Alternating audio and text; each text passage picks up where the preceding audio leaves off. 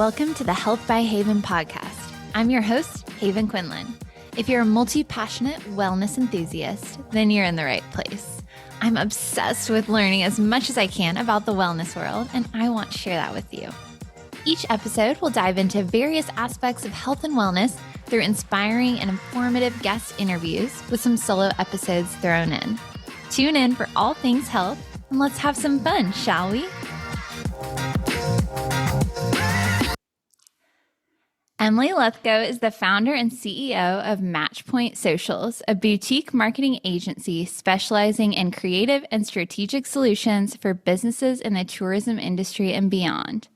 With an MBA and a passion for helping brands grow revenue and build lasting connections, Emily has transformed her expertise in social media and content strategy into a thriving agency known for delivering results. As a leader and entrepreneur, she's committed to simplifying marketing for her clients while driving impactful, innovative campaigns. Thank you, Emily, so much for joining us on the Health by Haven podcast today. I'm so excited to just chat all the things. Yes, thank you so much for having me on. I'm super excited. Okay, so for people who may not know you or who may not follow you or your business on Instagram, can you give us a little bit of background into what you do? And then I really want to dive into kind of like your entrepreneurial journey and what led you to your current job. Yeah, so currently I'm in the social media marketing industry, and I kind of came across that through all the different businesses that I've tried, and social media marketing was just something that I always enjoyed. And then we fell into the short-term rental industry. So we purchased a cabin in the Smokies and started renting it out as an Airbnb. And that led me into naturally sharing that on social media, making little videos about it. And then I kind of realized it was this light bulb moment of why aren't these big property management companies really leveraging social media? So I started kind of doing some free work with some owners in the area. And then that just kind of, it's crazy how it all fell into my lap pretty much. Like it just, one thing led to another, and it was just all open doors. And then I started like coaching about it. I started teaching people how to do their own social media marketing for their short-term rental properties. And then that developed into my agency. So it's a small team, and we actually do full service marketing. So we take on their property and we do the content creation. We post for them, we engage for them, do all of that in-house for them. So that's kind of what we're doing right now. It's been really amazing. Well, that sounds like so much fun and like so incredible how things kind of all fell into place. It hopefully feels really natural and like in sync that all of that has been happening. So I want to take a step back a little bit because I know this isn't your first foray into the entrepreneurial world. And you kind of alluded to that as far as doing some social media and marketing for various businesses that you've had. So can you take us like way back into when all of that started and when you first kind of set out on your own? Yeah. So I feel like a lot of people have that just born in them of being an entrepreneur. Like you're always just having big ideas and everybody around you is like, oh my gosh, enough with the ideas. And that's how I've always been. Even back to like middle school. I don't know if you remember those flip-flops that you used to like tie fabric to. Yes. Oh my gosh. So I would like make those. I would take orders like in a little composition notebook and write down people's orders and take cash. And so like I was always doing that stuff at a very young age. And really in college, I just kind of felt like that was unrealistic to think about just starting a business. Like it just felt smarter to pick a profession that I could go into, I could study, I could pass exams, get a job, and it would just be secure. So I pursued the medical field. Like that was kind of my goal. I just felt like that was the safe goal. I kind of was closed off to I didn't even take business classes or anything in college. And then I got pregnant with my daughter. My husband and I, we were married for about 2 years. We, still medical path. I was taking the MCAT and everything. And then, and by the way, all of that felt very difficult. It always felt like I was pushing up against a wall. But I felt like, well, it's supposed to be hard, like it's medical school, you know? Yeah. And it just never ever like came naturally to me. And I just was so determined, like, oh, well, since I've spent all this time doing this one thing and studying for this one thing, like I have to see it through. And so it kept me on that path for a while. But then whenever I got pregnant, it's like everything shifted for me. I just realized like, wait a minute, what am I doing? Like, I don't want to go to medical school, have a baby, like send her to full-time daycare, not really be there. Like I was just so torn. And I immediately felt like I just want to be at home with her. So then my brain started being like, well, how can I do that? And it's like Hmm. I let go of the medical field and immediately I felt so much peace. Like I just felt like, okay, I don't think that was where I was supposed to head. And it was an overwhelming amount of peace to just be able to stay home with her and figure out something I could do at home. And my husband worked full time, so that alleviated a little pressure, but we were still like very tight. Like I needed to bring in some sort of income. Hmm. Um, and so that's where I started a little boutique, an online clothing boutique. And it was actually like a mobile, we had like a little camper and we like renovated that and set up where we would set up at like little booths and stuff. Hmm. So that went on for a little while. It was not extremely profitable. It was just like, I don't know, it was fun, but it was so much clothing, so much overhead you had to get. And it was like, I don't think it was my passion because I definitely didn't see it through. I was just like trying it Hmm. out, seeing what would work. But I learned a lot about just marketing on social media. I started there. I started posting about the clothes and doing try-ons and kind of dabbled a little bit with that. Hmm. Um, then whenever I had my daughter, then I found Beachbody. And so that's when I started doing network marketing, um, which, I'm thankful for that opportunity of what I was able to learn through all that. The best part about Beachbody for me was just getting out of my comfort zone. Like Hmm. it forced me to get on a video and like talk in my stories on Instagram, it because you had like multiple people doing it. And so it felt normal. It felt like, okay, well, they're doing it. Let me try. Yeah. Um, and so I don't know that I would have done that just on my own. And Hmm. so I am thankful for that. And I learned just a lot of different like business things through Beachbody. But obviously, I just felt still like this isn't my own. This is like Yeah.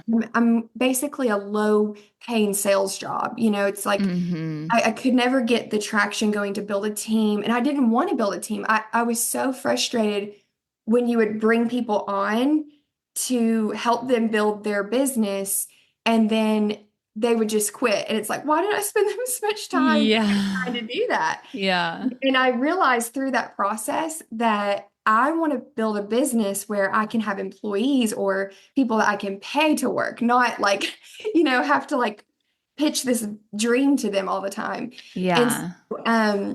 it taught me a lot, but I was just, I stepped out of that because I was just like, I want to build something that I'm in more control over and can have like creative freedom around it. Hmm. Um, and I was starting to build traction a little bit on Instagram, just kind of like getting the flow of things and kind of building a community a little bit. So I'm like, I can do this and like create something that I can sell and have 100% commission, not, 20%.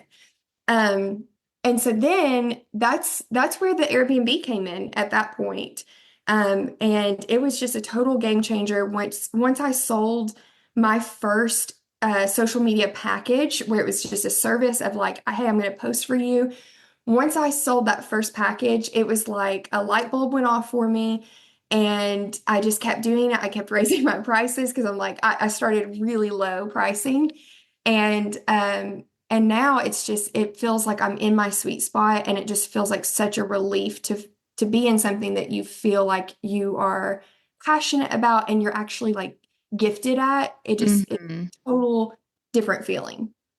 That is incredible. And what I've loved from following you over the years is that you're not afraid to pivot when it doesn't feel right. Or at least that's how it's Yeah. I'm perceiving it is like you're all in on something, but then it's like, okay, if that's not speaking to you anymore, like what's going to be the next thing? And Right. not feeling like you're like stuck or trapped in one specific industry. Cause like for obviously the marketing, like that is interwoven throughout all of these things. But like from the outside, you're like, oh, like how do you go from Beachbody to then like Yeah.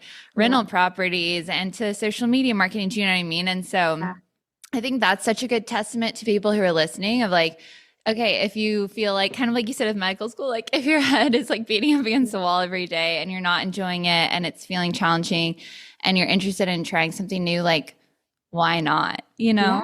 Yeah. Um, And I actually it was I vividly remember this. I was putting up wallpaper in my son's room and I was listening to a podcast and it was about this I guess it's like a law of I can't remember exactly what it's called, but it's like basically you stick with something only because you've just done it so long, like you've put in so much mhm. work towards something and that's the only reason you're sticking with it.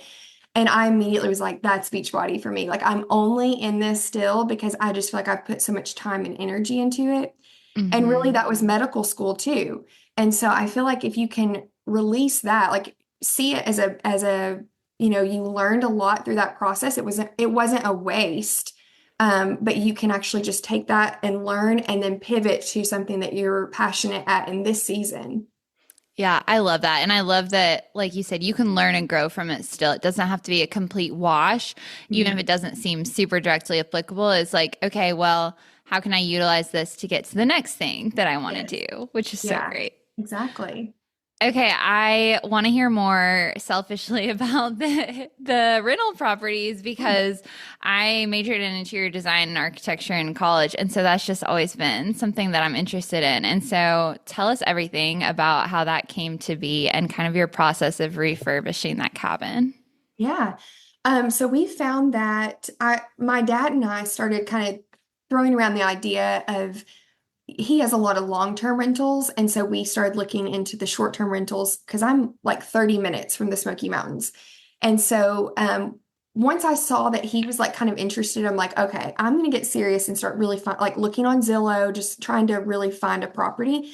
And there's so many like short-term rental calculators out there that you can use and try to predict kind of if it's a good ROI for you. Hmm. And so that's exactly what I did. I found a for sale by owner cabin in Sevierville, Tennessee. And after a lot of trying to reach out to the owner, we finally got our realtor involved to really, you know, get him locked down and answer us. And then I and the realtor went and saw the property. And my dad didn't even see it, but he was like, I sent him a video, walk through. I'm like, I think this is the one. And I mean, it was a very quick process. And before you know it, we were closing on it. And we did a full renovation. Like we got in there thinking, oh, we just need to, get some of this furniture out, clean it up, tweak it a little bit. But once you get in there, you start to be like, okay, well, now that the counters are off, I think we do need new cabinets. And I think we do need a Mm. new washer and dryer. And let's change all the toilets. It's just one thing led to another. Yeah. And we definitely like went over budget. And we went over time a little bit. And I just remember the contractor that we were working with, we kept telling him like the deadline and I got so impatient. I'm like, okay, this is the date that it's going like live, that we're going to get bookings. Yeah. And I think I jumped the gun a little bit and like the contractor was still like finishing up things and it was just like a little chaotic toward that very end, but I'm like, we've got to start bringing in money for this. Right. But it was such a fun process to get to design it. I just used Pinterest and I used a lot of photos as my inspiration and then just did a lot of shopping beforehand. Like while the work was going on, I was online shopping, getting it all ready. And then it was like a week of kind of getting all the furniture set up and, staged the right way. And then we got bookings. I mean, the first year that we were live, I think we had 2 weekends that didn't get booked. So it was Wow. very busy, very consistent. And still to this day, it is. And it's just been like a really fun learning process to try this different investment asset class, even for my dad. Like, I think he prefers long-term rental now that we've done it all because we're like, it's a lot of work. Like, it's a lot more work than you're going to get with your long-term rentals where you just have a tenant in there that's kind of Mm-hmm. responsible for everything. Um, so at his age and where he's at in his journey, he's like, yeah, long-term rentals are better for Yeah. me. Yeah. Do you think you would ever want to do any more like yourself or with somebody else? Yeah, I think so. I think for me, I like the idea of doing the more unique properties. I Mm-hmm. just feel like they're more fun. I feel like, with the social media side of things, the marketing side, you can do a lot more with that. I think the Smokies are very competitive and it's very difficult. Now all the cabin, like a lot of the cabins are, they've got indoor pools and pickleball courts and Mm-hmm. saunas and all these things that it's hard to stay on that edge of the competitiveness. So I think I would choose a different market at this point, Mm-hmm. and I would try to do something very unique. Um, Yeah.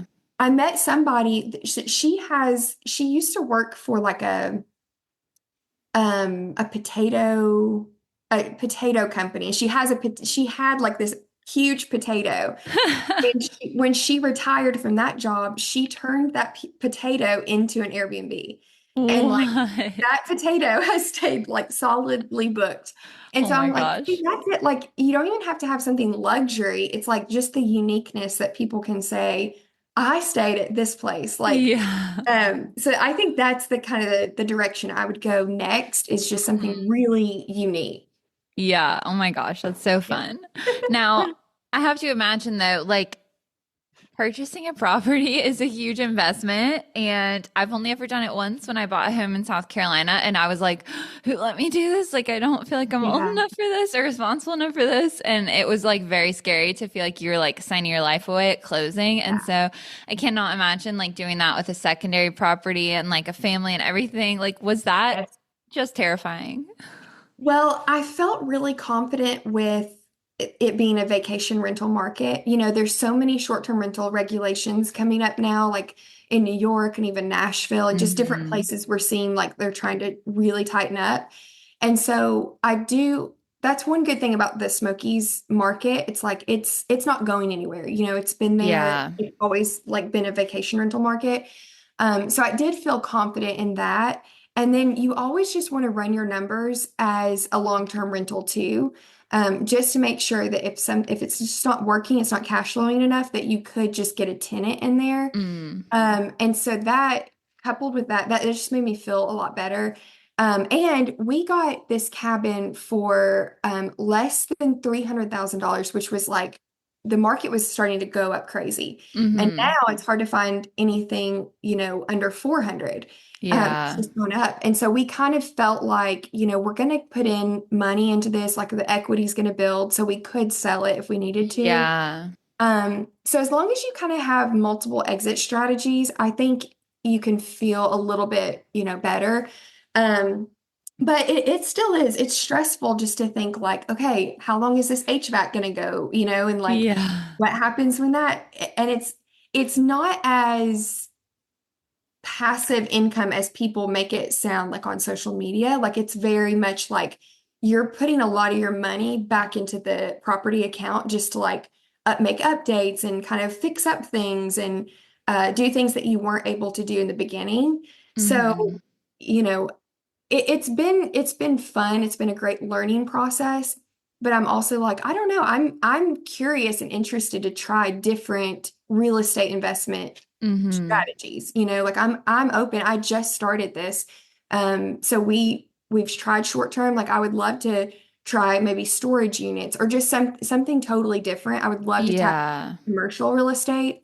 Yeah. Um, so I think that's one of those things too. It's like you don't have to pigeonhole yourself into one thing like in life at all.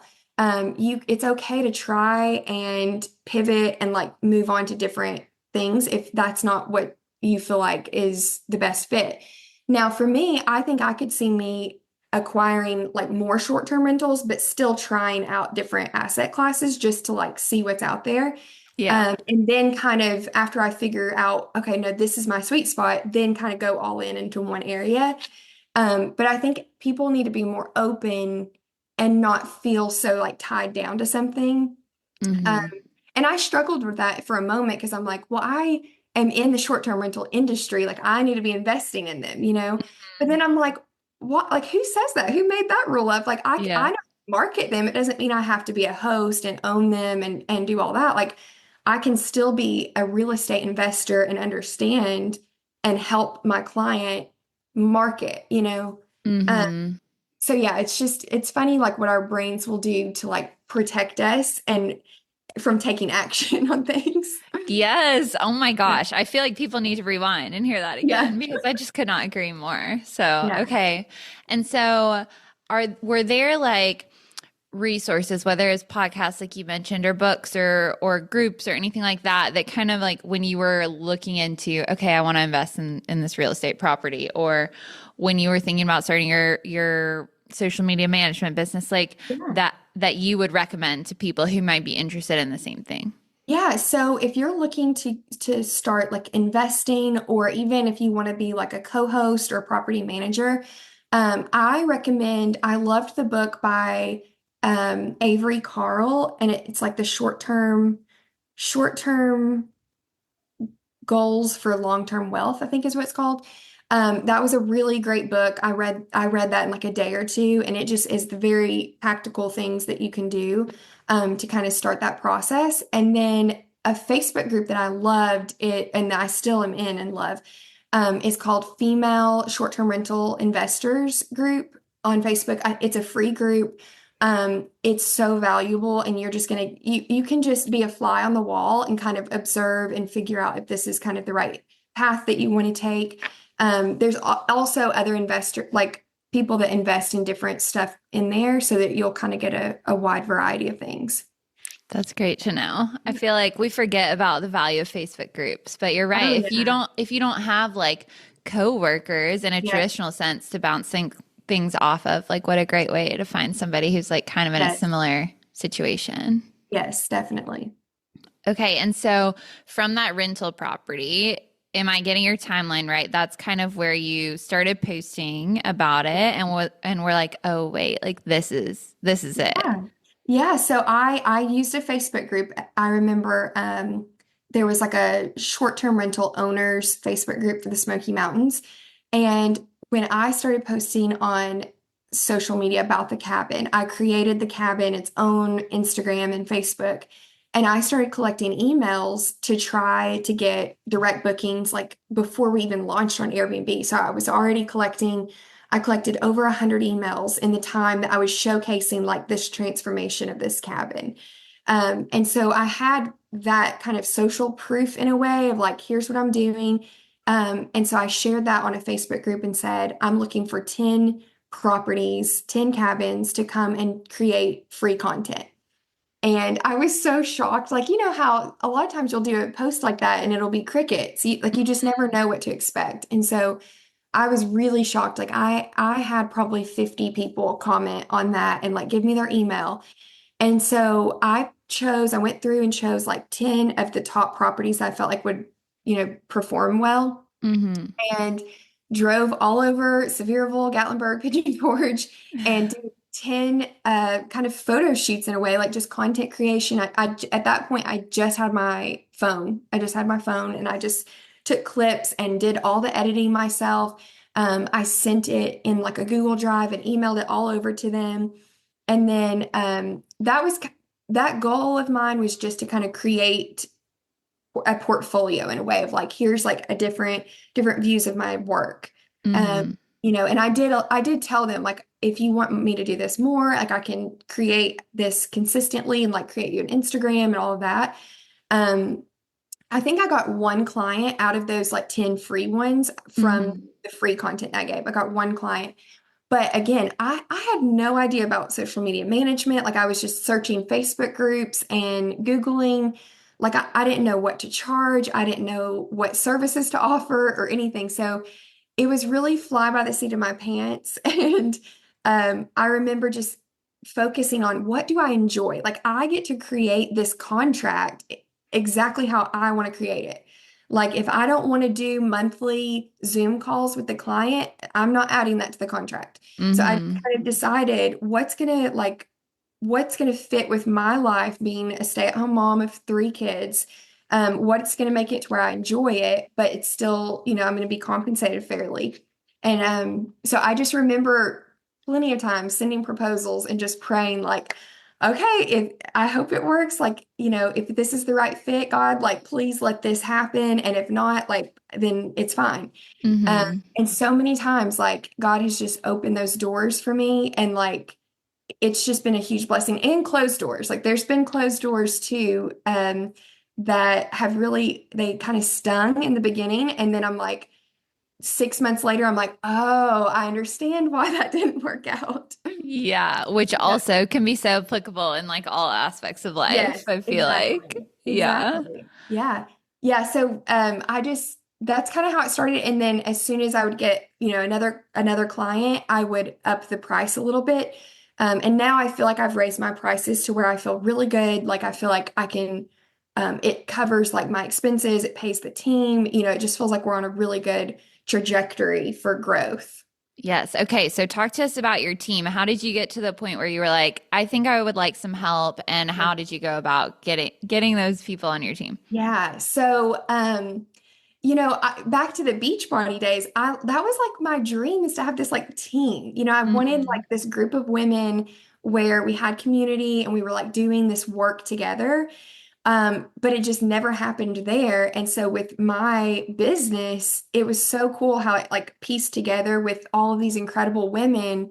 Like they're all just so awesome. Like we just all get along together. It's just fun. We're all creative. And it's been the biggest blessing because I'm like, oh, I finally have the team. Like, yes, I pay them for their work now, but it feels really good to know that our work and our efforts are allowing them to stay home, like work from home and be more present with their families. And so it's just a really cool feeling to know that like all of their efforts and the business that we're bringing in is allowing all of us to have this like amazing work-life balance. And I think they're just so grateful for that too. And they've seen like the business just take off and they're excited about the growth. Like they really feel like it's their business too. And so I hired very quickly, like probably quicker than most people would feel comfortable to hire. But that's because of my three kids at home. So I am homeschooling. I have Oh my one that goes goodness. to preschool right now, but the other two, like they're at home with me full time. And so I don't have like I can work, there's some weeks I work 10 hours, there's some I work 30. It just kind of ebbs and flows. But 20 hours is like the max that I really need to be working because I have these other responsibilities. So I knew like if I'm going to take on clients and more clients, which I had people like ready to sign on, I'm like, I've got to just rip the band-aid off and hire. So Yeah. I started with a video editor, and she really helped like me offload all of that editing that takes so much time. And that was Hmm. her like gifting. She knows the trends. She knew just how to edit those quickly. And so that helped tremendously. And then I hired on somebody to help with the external engagement. So she goes out for the clients and she is logged into their accounts and she is just being social on social media. She's finding their ideal customer or their ideal guest and she's interacting with them, just liking their pictures or giving them a nice comment in order for them to get a notification and then hopefully follow our client. So that's Hmm. her whole job is just engagement. And then next I hired on basically my executive assistant. She does a lot of operations and she's kind of an account manager. She's a just kind of a jack of all trades. And so I can offload a lot of work to her. And then it was so cool. Like a couple months of her working, she's like, "Hey, my sister really like would be interested in this if it could replace her full-time job." And I was like, I don't know if I'm ready for that yet. That just felt Yeah. like a lot, like like slow down. But then we kept getting more clients, and I'm like, you know what? Like I think we could do it. I think if we bring her on, we'll get more clients and just fill Hmm. in the workload. And so quickly after that, I mean, brought her on full time.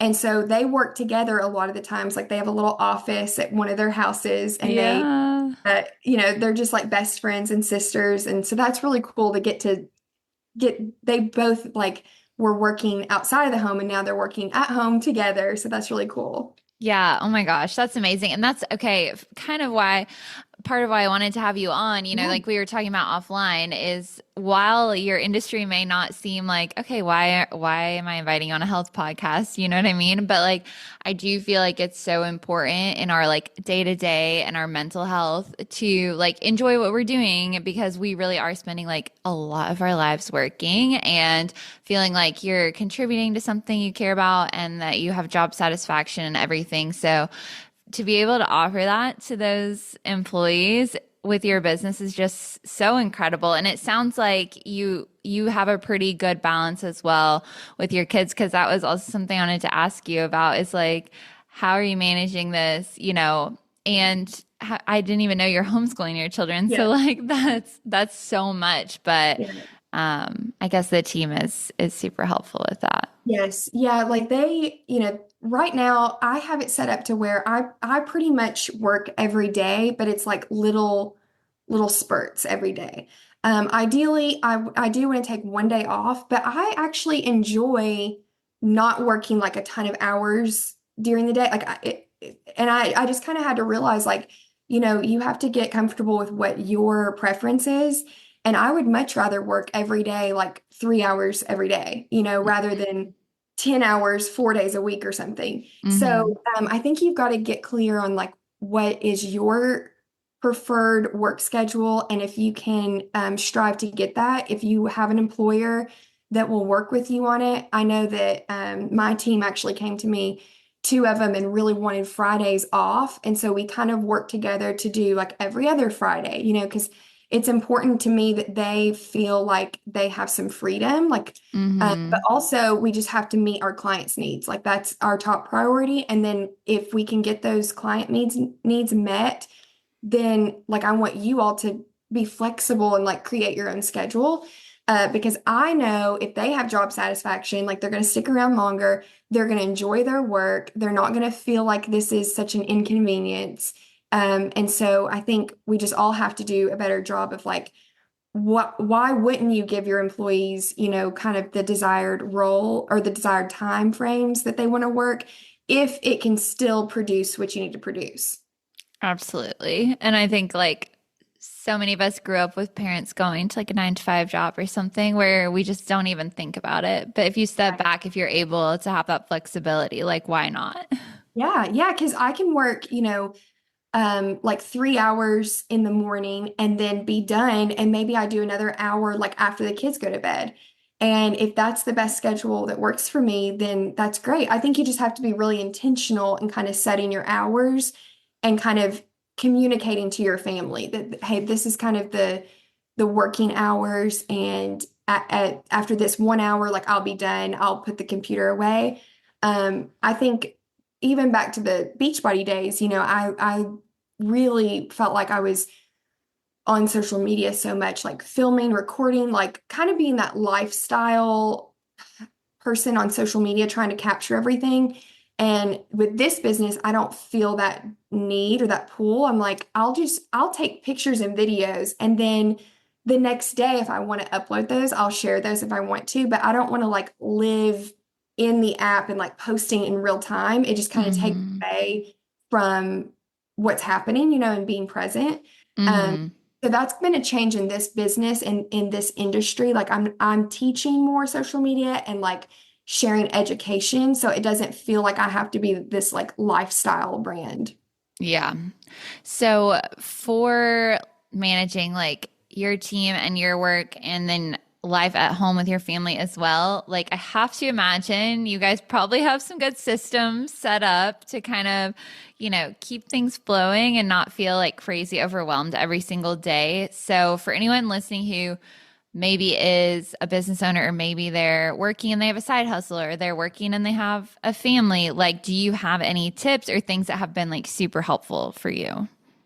Yeah, so For me, like waking up early has been really necessary just to try to get my mind right for the day. And like I usually, that's when I do like my quiet time and just have coffee by myself. Nobody else is awake.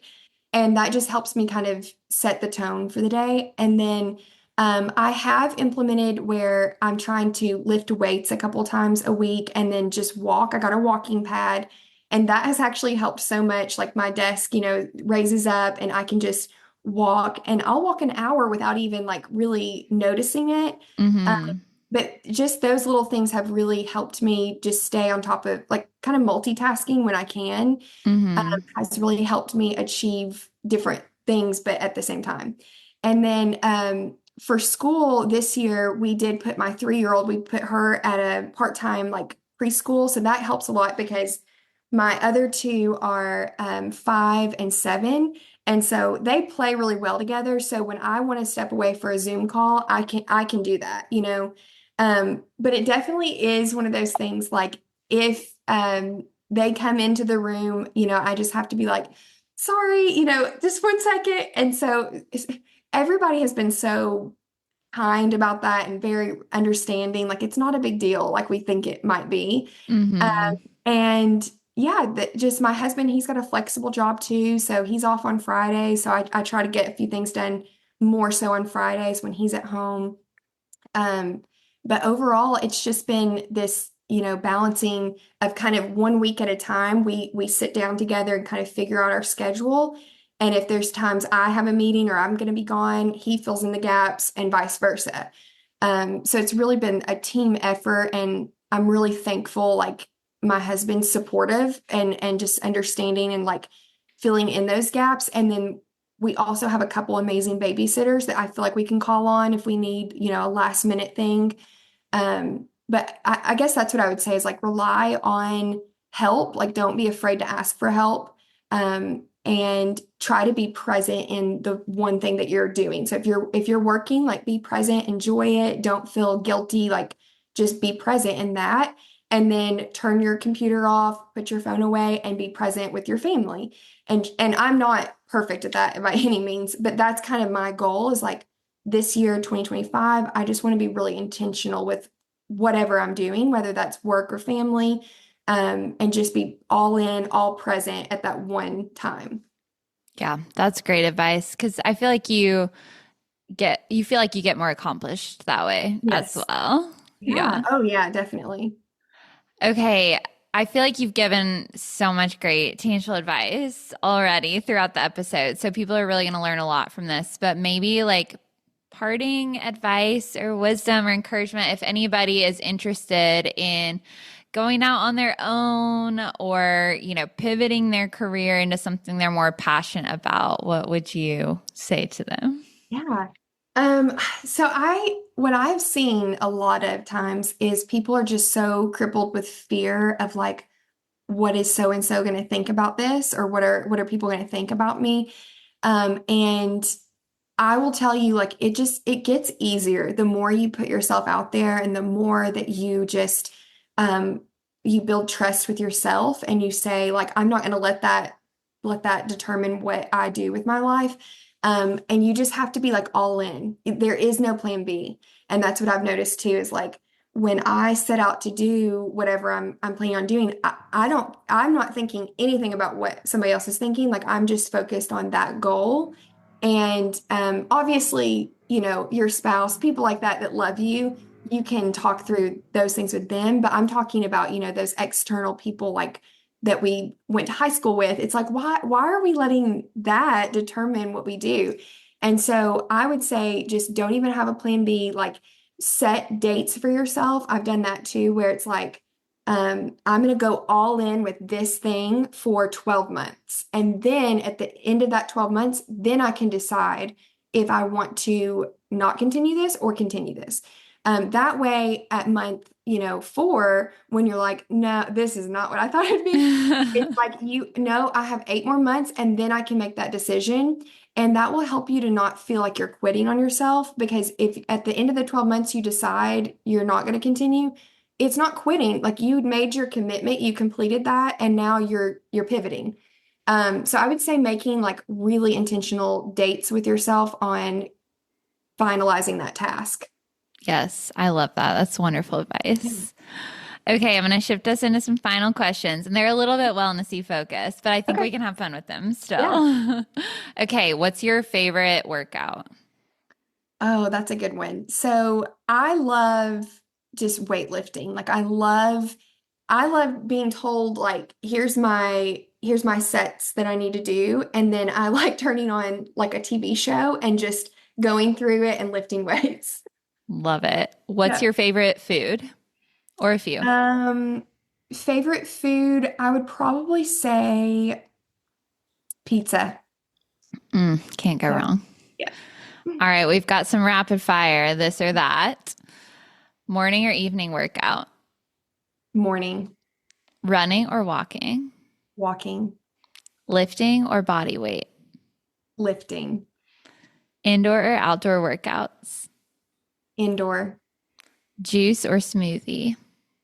smoothie, Coffee or matcha? coffee, Salad or bowl?